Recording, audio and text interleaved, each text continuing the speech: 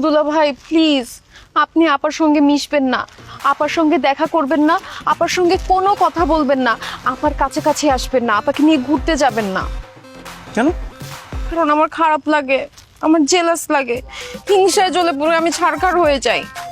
Please দুলা ভাই, আপনি কথা দেন আপার কাছ থেকে এখন থেকে আপনি দূরে দূরে থাকবেন। অসম্ভব।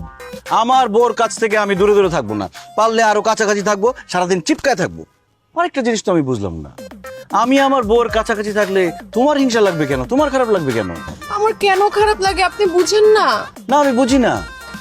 কারণ আমি আপনাকে ভালোবাসি। আই লাভ ইউ দুলা ভাই। কথা দিচ্ছি, আপার থেকে আমি আপনাকে বেশি ভালোবাসবো, বেশি টেক কেয়ার করব, বেশি আদর করব। আপনি আপাকে ভুলে যান, আপনি আমাকে ভালোবাসা শুরু করেন। বেয়াদব! ছি ছি ছি ছি ছি, আমি তোমার দুলা ভাই, তুমি আমাকে প্রেমের প্রস্তাব দাও, তোমার লজ্জা করে না? মারিয়া, তোমাকে তো আমি ভালো মেয়ে মনে করতাম, তুমি তো ভালো না, তুমি তো আসলে খুব খারাপ একটা মেয়ে। আর কোনোদিন আমার সামনে আসবে না, আমার সাথে কথা বলবে না। I hate you. আরে কি হইছে, তুমি চিল্লাইতেছো কেন ওর সাথে? তোমার বোনের মাথা খারাপ হয়ে গেছে, সে আমাকে প্রেমের প্রস্তাব দেয় না। আর দেরি করা যাবে না, আব্বা আম্মার সাথে কথা বলে ওর একটা বিয়ের ব্যবস্থা করতে হবে, নইলে যে কোনো সময় একটা অঘটন ঘটিয়ে দিবে। তুমি একদম ঠিক কথা বলছো। আমার মনে হয় ও বিয়ে করার জন্য এগুলা শুরু করছে। আই তুই চুপ থাক, কোনো কথা বলবি না তুই, অসভ্য।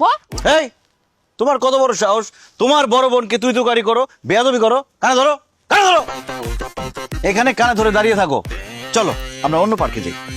আর কেনা, চলো আমরা মুভি দেখে আসি। ও এটা খুব ভালো, চলো মুভি দেখতে যাই, রোমান্টিক একটা মুভি দেখবো। হ্যাঁ